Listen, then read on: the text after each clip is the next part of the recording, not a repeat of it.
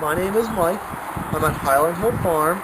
This video is about winter burn on skip laurels and what we can do about it. Chances are that skip laurels that you have planted look like this in the spring and then turn like this. This is called winter burn on skip laurels. Skip laurels can winter burn and on even old existing skip laurels have been planted for many years. This is an example of skip laurels and alder-leucan laurels that have been burned after have been planted for many years. It can happen, and it does happen.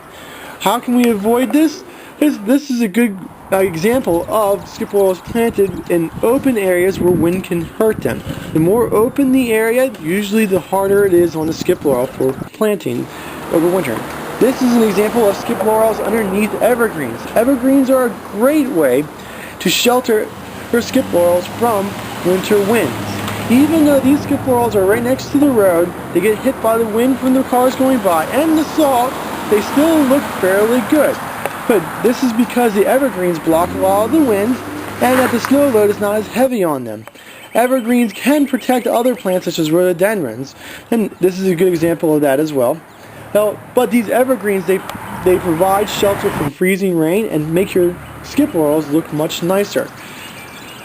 If you have a chance, skip laurels are better planted under evergreens because they do provide that protection. If you get a skip laurel that is fairly hurt by the winter winds, don't panic. Just take a look at the tree, see where the green stems are, and those green stems will be the spots where the new buds will come out. Those old leaves that burned over and look terrible will eventually fall off.